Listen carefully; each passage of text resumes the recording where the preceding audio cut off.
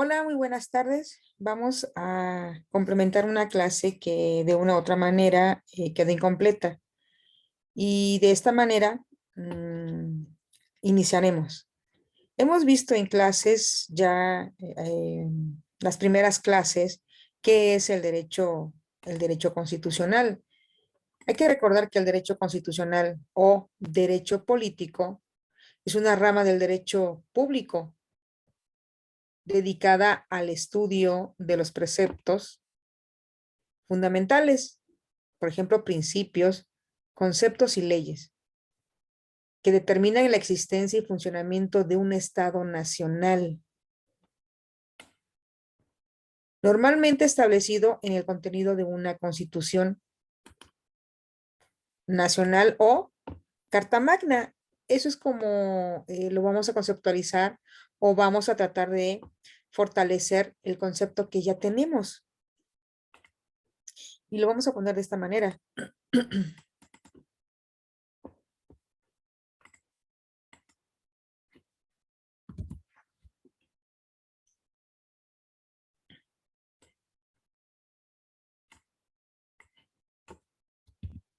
Ahí está. El derecho constitucional o derecho político es la rama del derecho público dedicada al estudio de los preceptos fundamentales, principios, conceptos y leyes que determinan la existencia y funcionamiento de un Estado nacional, normalmente establecido en el contenido de una constitución o carta magna. Es importante que nosotros identifiquemos el nombre correcto de nuestra constitución, pero también cuáles son las otras denominaciones que eh, el diccionario o la jerga jurídica le ha dado a nuestra Carta Magna o a nuestro derecho constitucional, a la Constitución, ¿correcto? Ahora, el derecho constitucional se interesa igualmente en lo que refiere a las formas posibles de Estado y también de gobierno, y sobre todo en la regulación de los poderes públicos, los vínculos que estos establecen con la ciudadanía y los derechos fundamentales que los individuos otorgan en el marco jurídico de un Estado. Podemos concluir entonces que tiene como objetivo primordial el mantenimiento del Estado de Derecho y de las leyes fundamentales del ser humano. Para ello propone generalmente la división y autonomía de los poderes públicos. Esto también lo hemos manifestado en clases. Artículo 49 constitucional, que cumplen funciones de limitación y vigilancia recíproca, tanto como la soberanía nacional de los estados nacionales, que dan a sus respectivos textos constitucionales la última palabra en materia jurídica y no a los intereses de otras naciones más poderosas. Ahora, puesto que en la Constitución Nacional de un país se hallan las normas jurídicas que regulan la vida pública, el derecho constitucional aspira normalmente al cumplimiento de lo establecido en este documento. Para ello dispone de distintos organismos judiciales encargados de la interpretación y aplicación de las leyes constitucionales, como pueden ser las salas de los tribunales supremos de justicia, llamadas salas constitucionales.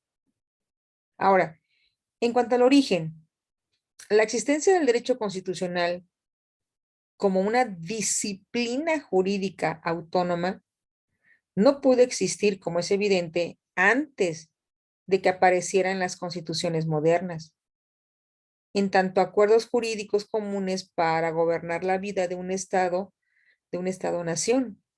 Por lo tanto, su nacimiento coincide por lo general con el de la Constitución británica del siglo XVIII, ampliamente estudiada por el barón de Montesquieu, uno de los más importantes escritores y juristas de la Ilustración francesa.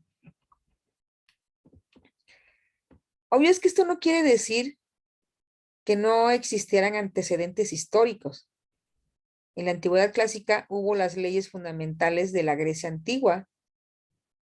Estas eran estudiadas por filósofos de la talla de Aristóteles, de Platón, quienes las distinguían de las demás leyes de sus tratados. Igualmente, en tiempos del Imperio Romano, se firmó la Constitución romana en el año 824. Entre el rey Lotair I de Italia, coemperador junto con su padre Luis el Piadoso, desde 817 y el Papa Eugenio II, estabilizando la pugna de poder entre el imperio y el papado ya desde entonces. ¿Cuál es la importancia del derecho constitucional?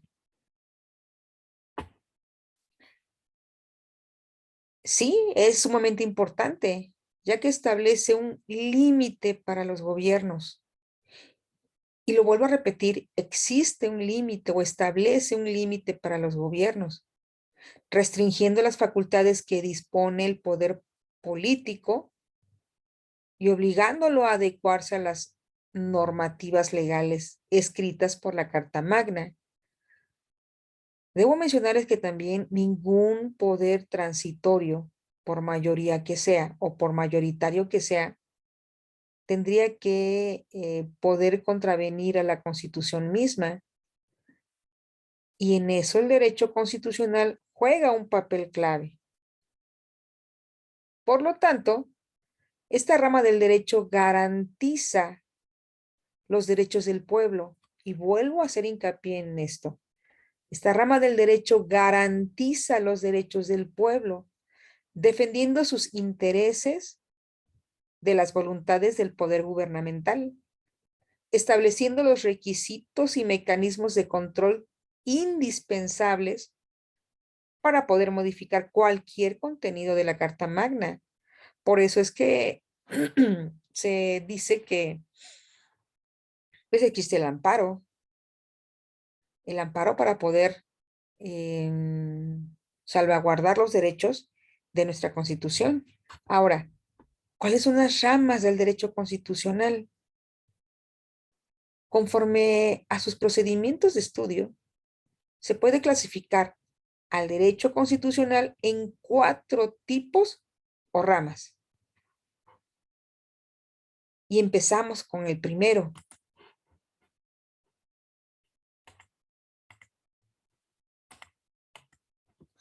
Derecho constitucional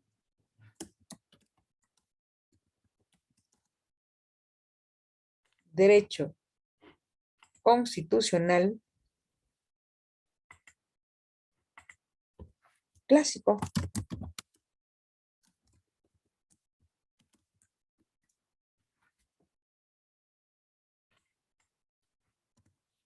Derecho constitucional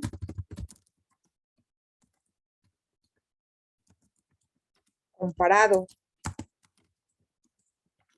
Derecho constitucional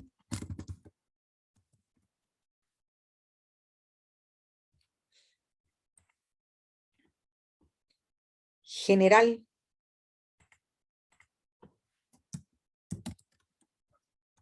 Derecho constitucional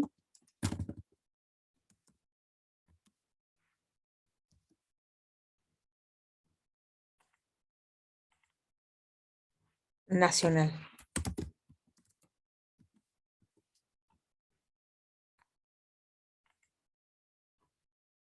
Ok. Ramas del derecho constitucional.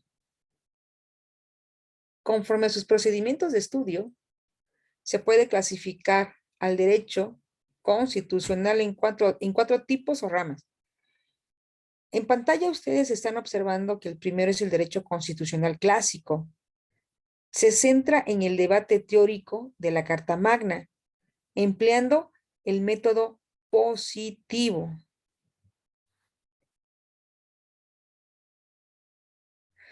Dos, derecho constitucional comparado. Realiza un cotejo de los diferentes textos constitucionales posibles y de sus modos de aplicación, por supuesto resaltando diferencias, semejanzas y contrastes.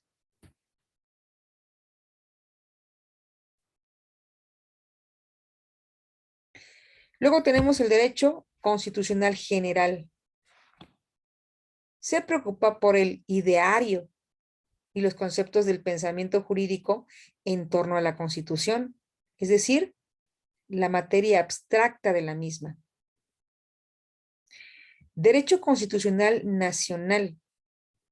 Se ocupa de la perspectiva histórica, los casos jurídicos puntuales de la historia constitucional de una nación o de todas las naciones.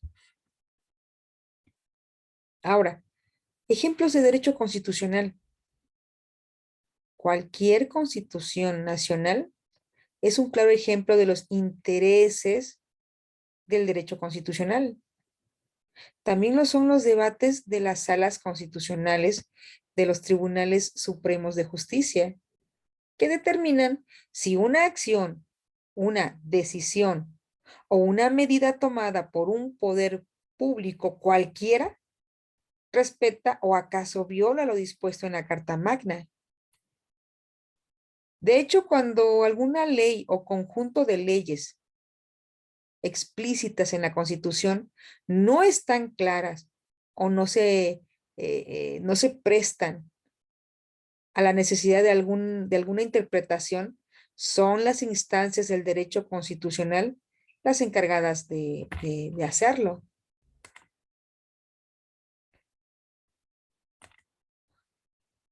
Ustedes aquí hemos visto de manera muy puntual lo más relevante de lo que es el concepto de derecho constitucional, que repito, ya lo hemos visto. También podemos observar que vimos cuáles son las posibles ramas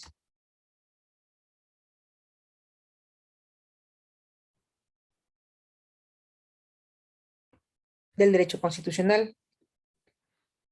Ahora vamos con el poder constituyente, otro concepto muy importante. ¿Qué es el poder constituyente? Podemos definirlo como, y lo vamos a poner aquí en pantalla,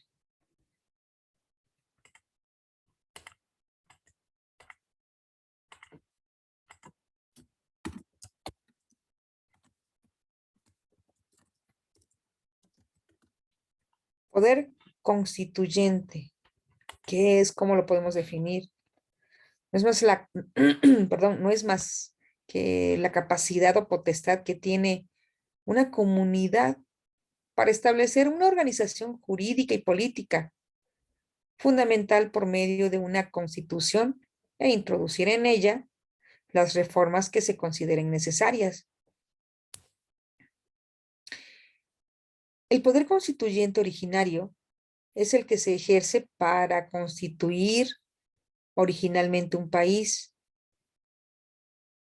El poder constituyente derivado es el que se ejerce para reformar la Constitución por el procedimiento que la propia Constitución ha establecido para su reforma. El poder constituyente es una potestad originaria de una comunidad que se ejerce por medio de los convencionales constituyentes. El poder constituido son los órganos superiores investidos por la Constitución para ejercer el poder. Estos órganos son, con base en el artículo 49, que ya hemos repetido en clases o en sesiones pasadas, el ejecutivo, el legislativo y el judicial. Entonces, poder constituyente, poder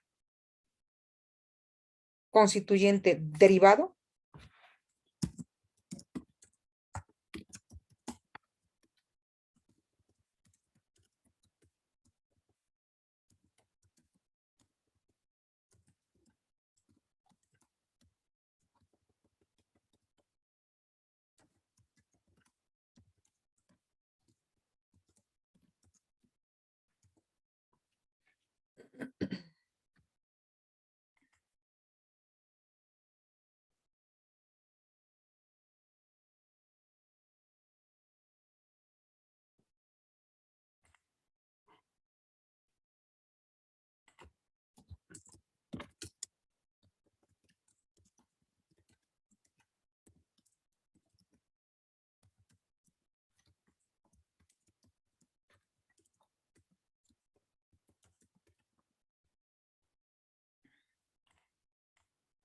Muy bien.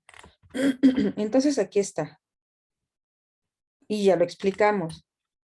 Ahora, algunos de los principios que vamos a analizar es, por ejemplo, la supremacía constitucional. ¿Qué es la supremacía?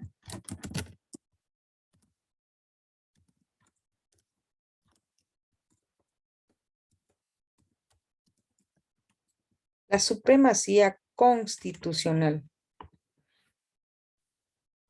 Am,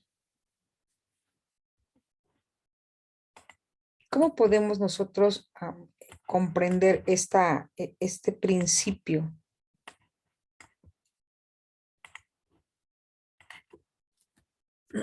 Vamos a ver.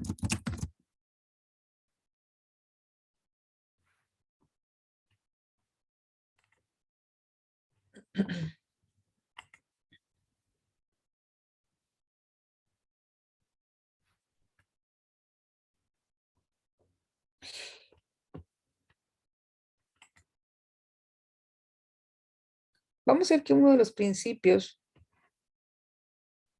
es la supremacía constitucional. Ninguna de las leyes puede estar por encima de la Constitución. Los principios constitucionales pueden ser definidos como aquellos principios generales del derecho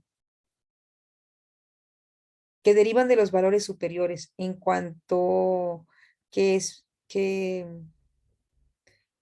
se especifican los mismos que vienen reconocidos en el ámbito de las normas constitucionales.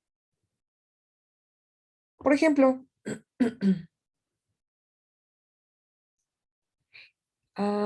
el principio de sujeción de todos los poderes del Estado y de los estados a la Constitución.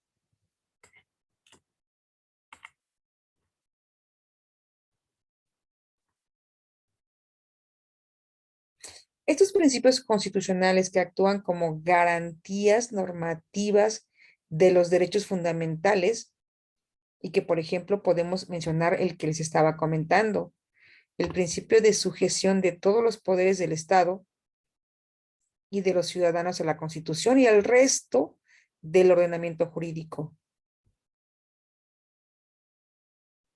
El principio de legalidad.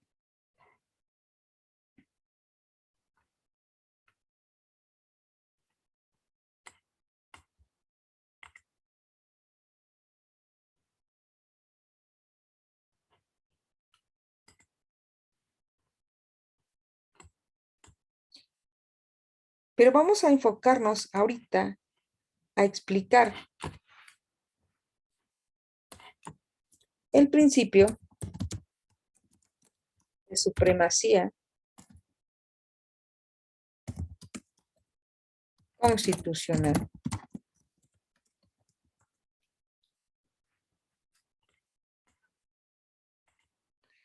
El principio de supremacía constitucional corresponde a la noción de democracia organizada y supone las ideas de legalidad y estabilidad jurídica. La norma que no esté de acuerdo con la Constitución es inexistente. Los órganos gubernativos solo pueden actuar dentro del ámbito de que la Constitución señale. Este principio de supremacía constitucional corresponde a la noción de esta democracia ya organizada. Ahora, ningún acto o ninguna ley o acto de autoridad pueden restringir las garantías o los derechos fundamentales consagrados en la Constitución. En todas las constituciones o leyes supremas que han regido la vida de México, ha sido recogido el principio de supremacía constitucional. Por ejemplo, en el artículo 237 del decreto de Apatzingán, en el artículo 24 del Acta Constitutiva de la Federación Mexicana, en el artículo 161 fracción de la Constitución de 1824, en el artículo del Acta de Reforma de 1847, en el artículo 126 de la Constitución de 1857 y finalmente en el artículo 133 de la Constitución de los Estados Unidos Mexicanos de 1917, reformado en 1934. Y lo vamos a poner en pantalla. Lo vamos a poner en pantalla para que ustedes tengan tomen esta referencia.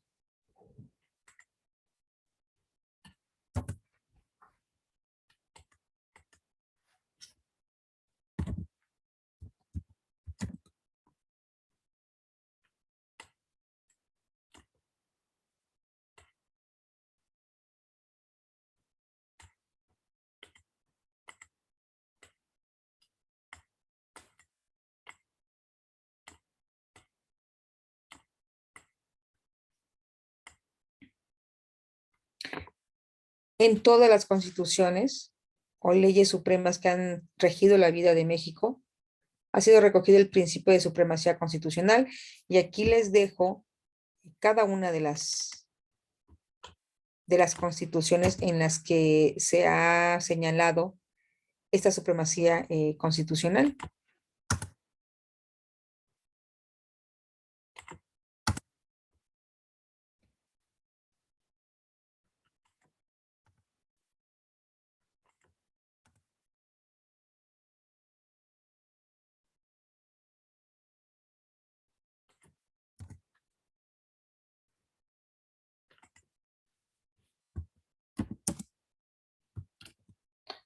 Dos, la tres,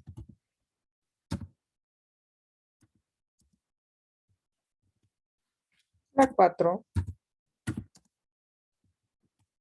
la cinco, seis, aquí está. Se los dejo para que ustedes analicen y vean y por supuesto que vayan un poquito más allá para que ustedes investiguen de manera acuciosa el principio de supremacía constitucional. Ahora, el texto original del artículo 133 tiene su antecedente inmediato en el artículo 126 de la Constitución de 1857, que a su vez se inspiró en el artículo sexto, inciso 2, de la Constitución de los Estados Unidos de América. El proyecto que Carranza envía al constituyente de Querétaro omitió este precepto, pero la segunda comisión de Constitución lo presentó al Congreso Constituyente en la 54ª sesión ordinaria, celebrada el 25 de enero de 1917. Esta partecita tan importante fue aprobada por unanimidad. El texto del artículo 132, que en el cuerpo final de la Constitución mexicana quedó incorporado el artículo 133. Ahora,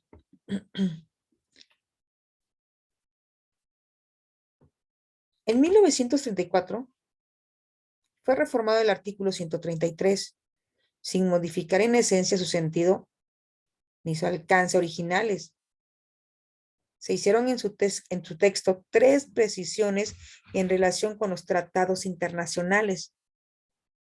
Se cambia la terminología hechos y que se hicieran por los vocablos celebrados y que se celebren. Se adiciona el mandato que estén de acuerdo con las mismas. Y por último, se sustituyó al Congreso de la Unión por el Senado en la importante responsabilidad de aprobarlos. Pero,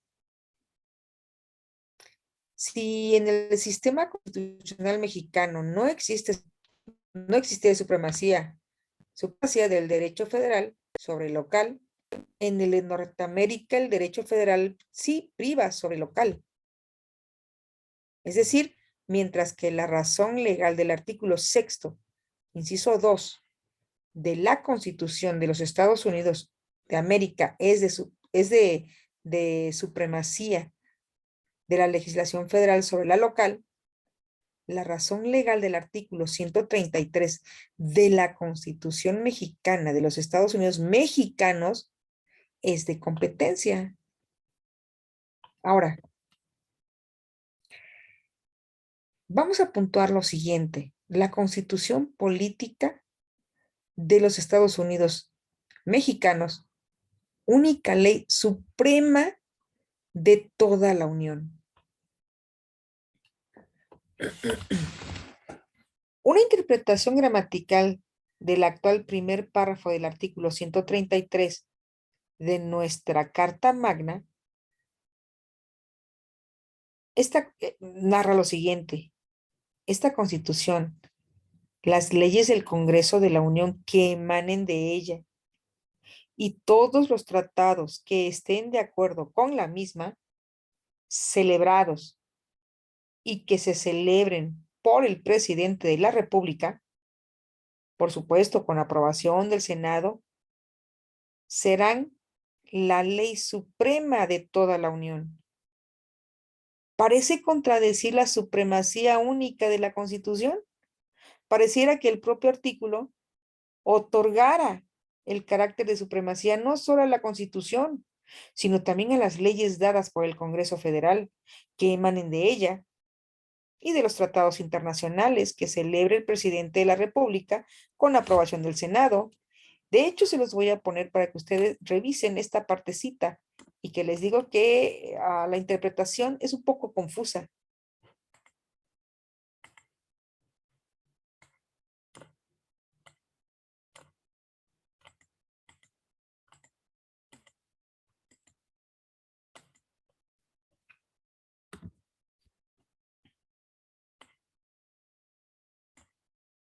Esta Constitución, las leyes del Congreso de la Unión que emanen de ella y de todos los tratados que estén de acuerdo con la misma, celebrados y que se celebren por el presidente de la República con aprobación del Senado, serán la ley suprema de toda la Unión.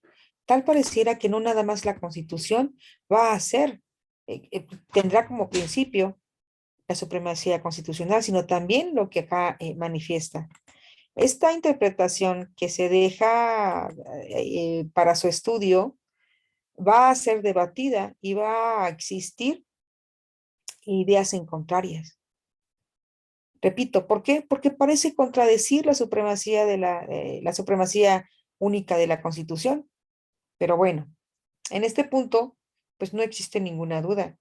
El único poder soberano es el constituyente y su obra, que es la Constitución, tiene que ser la única norma suprema, la norma de normas. Las demás leyes deben emanar de la Constitución y ser aprobadas por un órgano constituido, como lo es el Congreso de la Unión. Los tratados deben estar de acuerdo con la ley fundamental, indicando claramente que solo la Constitución es la ley fundamental. Hay que recordar que, como lo acabo de mencionar, todas las leyes emanan de la Constitución. Ejemplo, y acá les pongo el artículo 103 y el 107, la ley de amparo. El artículo 123. Aquí hay dos apartados, apartado A, apartado B, dependiendo.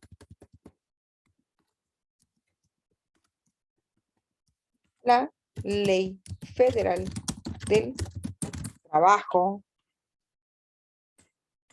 En fin, todas las leyes emanan de dónde, de nuestra Constitución.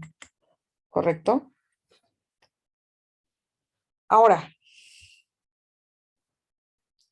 sin duda que en la redacción actual del precepto existen incongruencias e imprecisión en el uso de los términos. Claro que las leyes federales y los tratados, cuando son constitucionales, por estar de acuerdo y no ser contrarias a la ley suprema, prevalecen sobre las leyes constitucionales de los estados.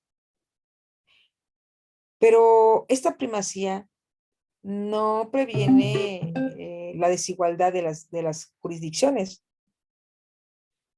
No se refiere a la supremacía de lo federal sobre lo local, sino de lo constitucional sobre lo inconstitucional. Se trata, en último análisis, de la supremacía única de la Constitución frente a los actos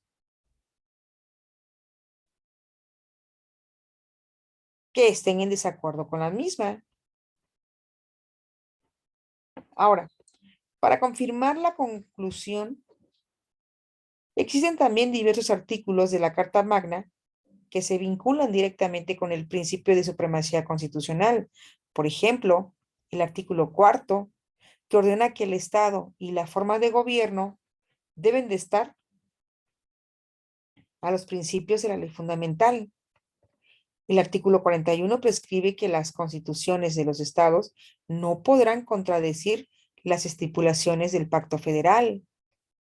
El artículo 128 que dispone que todo funcionario público, sin excepción alguna, prestará la protesta de guardar la Constitución y de las leyes que de ella emanen antes de tomar posesión de su cargo. Los artículos que ya mencioné, 103, 105, 107, que establecen los medios jurisdiccionales correctivos para restaurar el orden constitucional cuando fuere violado. El artículo 116, por ejemplo, que estatuye que las entidades federativas están obligadas a organizarse de conformidad con lo ahí estipulado. El artículo 135, por ejemplo, que previene un procedimiento especial para reformar o adicionar a la Carta Magna. Como consecuencia, en primer término, debemos de puntualizar que el principio de supremacía constitucional no hay confusión alguna ya con todo el apuntalamiento que hemos vertido, que hemos expresado. Ahora, las leyes constitucionales y los tratados internacionales se ubican jerárquicamente por encima de las leyes ordinarias federales, constituciones de los estados y demás locales. Y es un segundo plano respecto de la Constitución Federal. Aquí me voy a permitir hacer dos preguntas.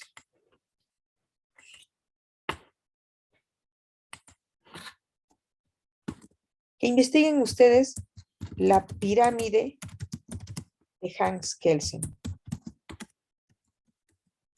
Aquí debo de advertirles que es histórico esta pirámide de Hans Kelsen.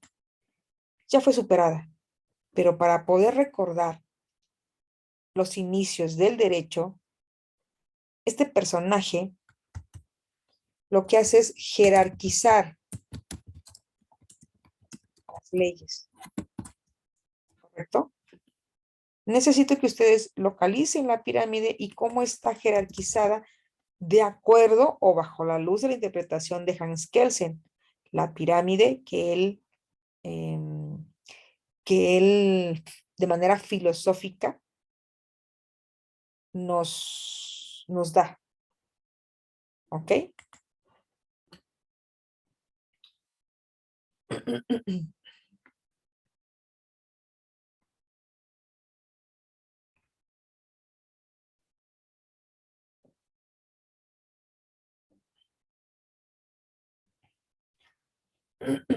Bueno, un tema que por su trascendencia tiene que ser claro y preciso, con la expresión leyes del Congreso de la Unión que emanen de ella, ha generado una serie de problemas jurídicos de interpretación que nunca han quedado resueltos a plenitud ni por la jurisprudencia ni por la doctrina. Pareciera que el sentido literal del precepto subordinara todo el derecho local, incluso, incluso,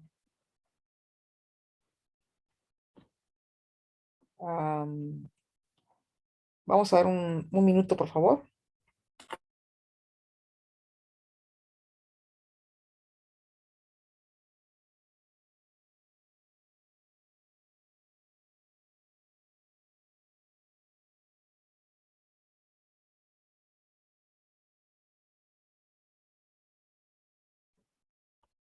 Ok, entonces vamos a buscar la pirámide de Hans Kelsen para poder ubicarla. ¿Y qué más les estaba comentando? En relación a, al tema que tiene que ser de manera puntual. Ahora, primacía de las leyes constitucionales sobre las leyes ordinarias federales, constituciones y demás locales. Contradoctrinarios que sostienen que la supremacía de la Constitución general no se apoya en el carácter material de sus normas, sino que les otorga supremacía, lo que les otorga la supremacía es el procedimiento de su creación o reforma, o contra otros que afirman que todas aquellas disposiciones legislativas expedidas por el Congreso que cumplen con el requisito de validez exigido por la misma Constitución, de congruencia y armonía con su mismo texto, comparten, por supuesto, esta, esta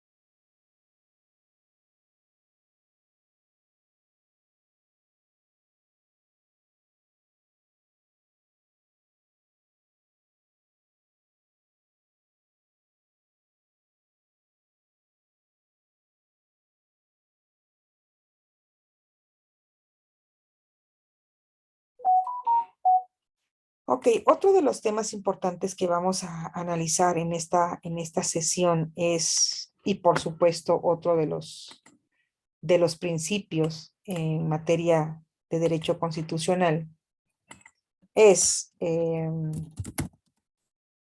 principio pro persona. Otro principio sería el pro homine. Pero bueno, vamos a analizar en qué consiste.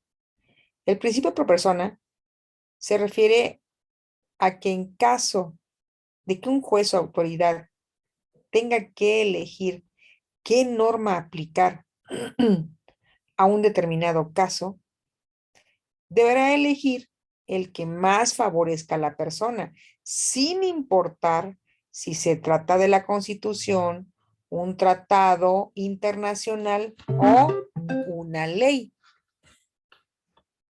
Esto lo vamos a profundizar todavía más.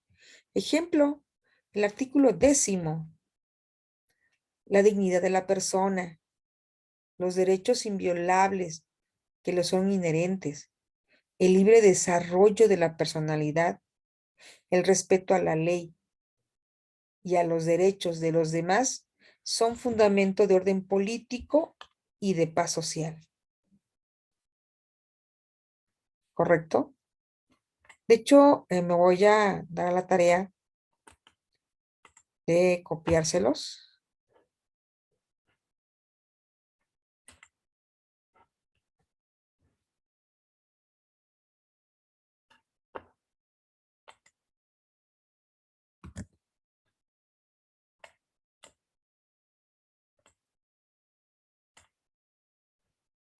Como pregunta para que ustedes puedan familiarizarse con esto.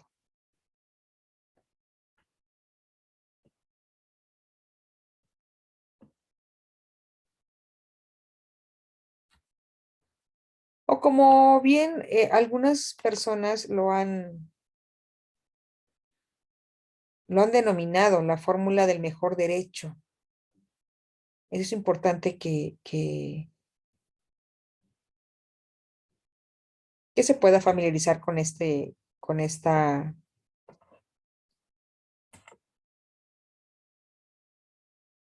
principio, principio pro persona o la fórmula del mejor derecho.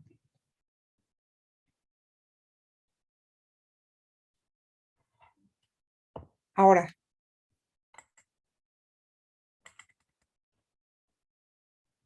el principio pro persona como ley más favorable y el problema de la arbitrariedad judicial. Únicamente les debo comentar de manera muy, muy escueta o muy sencilla que la asunción del paradigma constitucional ha significado un cambio importante en cómo se concibe la Constitución en el Estado y las formas en que se desarrollan las prácticas judiciales modernas y en que se aplican las disciplinas jurídicas. Con aquel se pasó de un Estado legislativo, de un derecho a un Estado constitucional.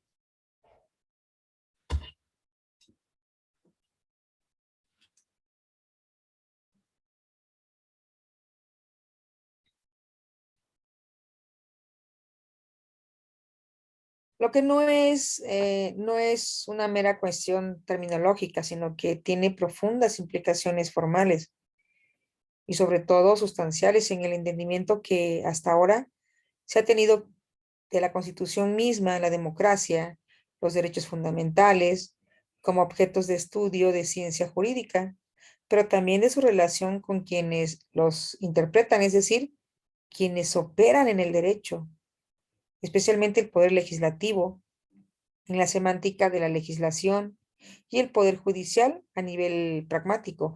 Es importante, los operadores del derecho. ¿Qué son los operadores del derecho? Ustedes pueden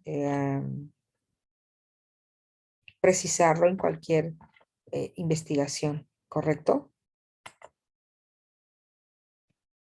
Finalmente, sobre el principio pro persona, señaló que conforme al segundo párrafo del artículo primero de la Constitución Federal, las autoridades del Estado mexicano, en el ámbito de sus competencias, deben cumplir el objetivo de favorecer la protección más amplia de los derechos humanos de las personas, ¿correcto? Ahora vamos con otro principio.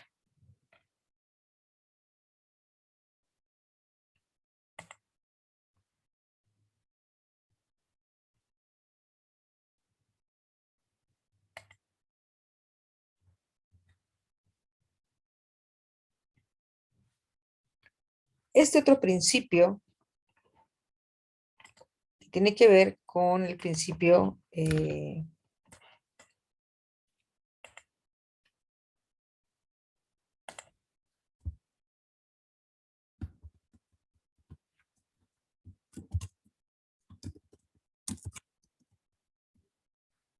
pro homine.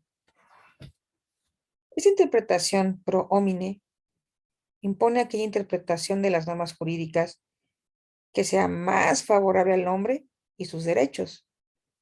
Esto es, la prevalencia de aquella interpretación que propenda por el resto de la dignidad humana y consecuentemente por la protección, la garantía y promoción de los derechos humanos.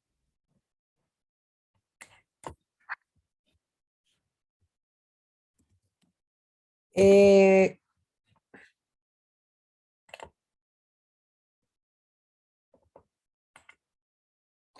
Vimos entonces estos principios y vamos a ver otros como por ejemplo los principios de universalidad, inalienabilidad, indivisibilidad, interdependencia, progresividad, pro persona, que ya lo vimos.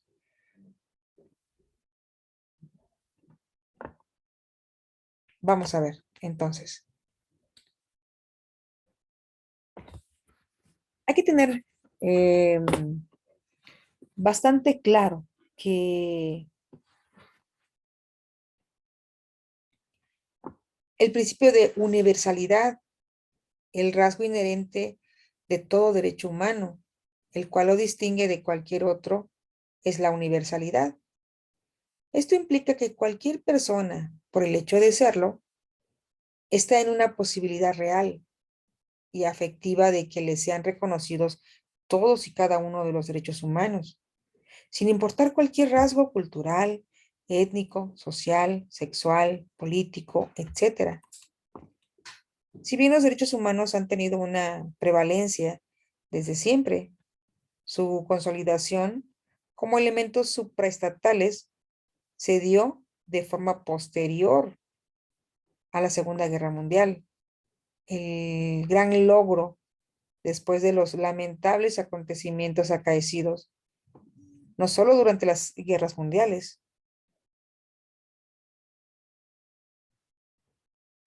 ¿correcto?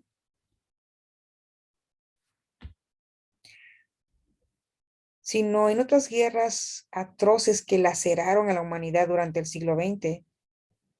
Fue la emancipación de los derechos humanos de la potestad soberana de los estados, con lo cual a partir de ahí su tutela y reconocimiento dejó de estar supeditado a la voluntariedad de los órganos del poder, siendo ahora los derechos humanos los que condicionan el actuar de los estados.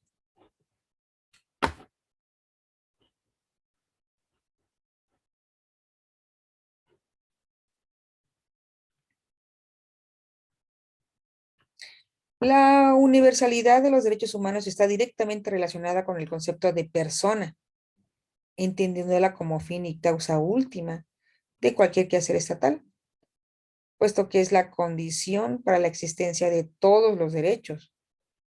El respeto a la integridad de las personas conlleva la posibilidad real de que puedan ejercer sus libertades de forma efectiva, tanto en su dimensión individual como colectiva, entendiendo a su naturaleza y a la consolidación de su desarrollo.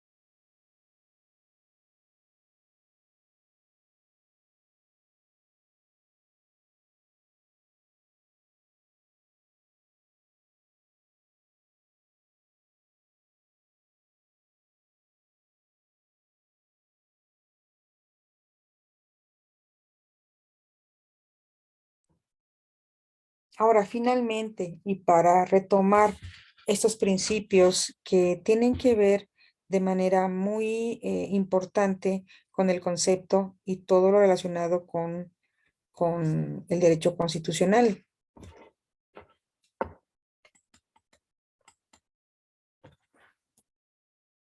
La primera pregunta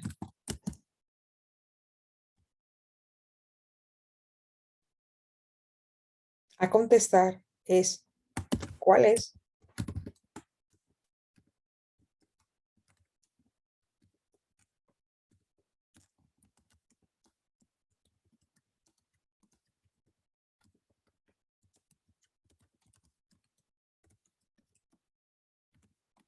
El derecho constitucional.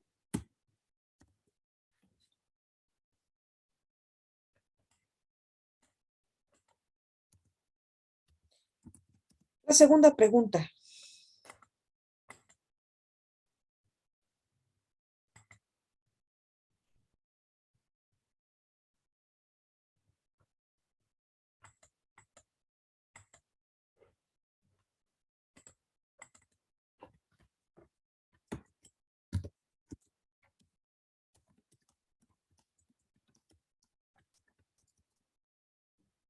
el derecho constitucional.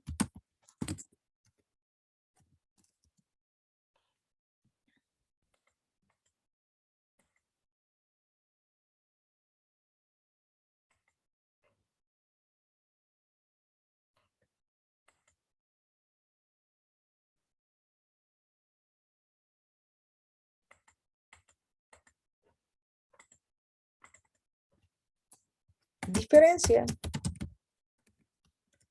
entre el poder constituyente originario y el derivado. 4.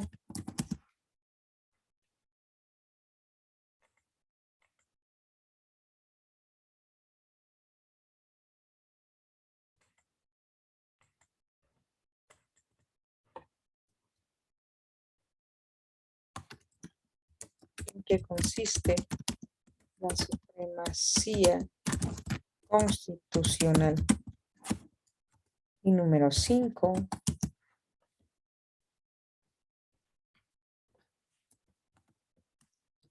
¿En qué constituciones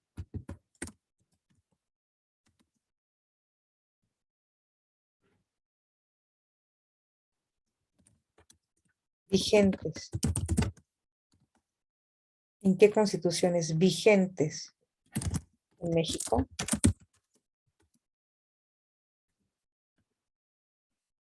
se estableció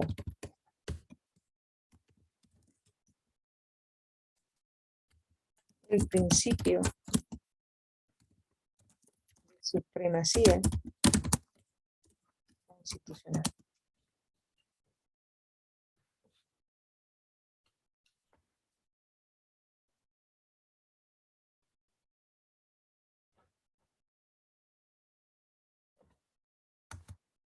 Seis.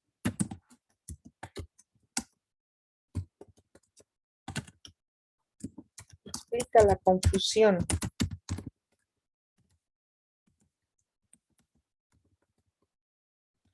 explica la contradicción. Existe supuestamente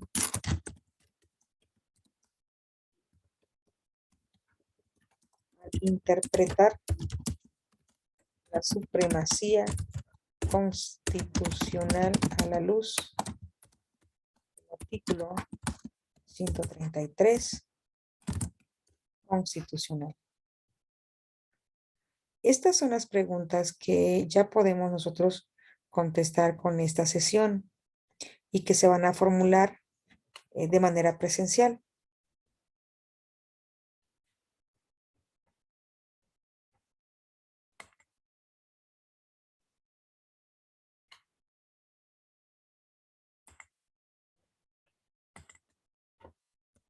Siete. Explica en qué consiste la pirámide Hans Kelsen. Antecedentes. Bueno, así nada más. ¿Qué consiste? 8.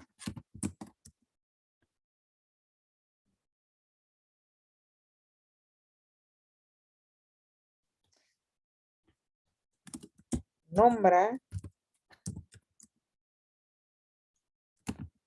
las leyes en orden piramidal.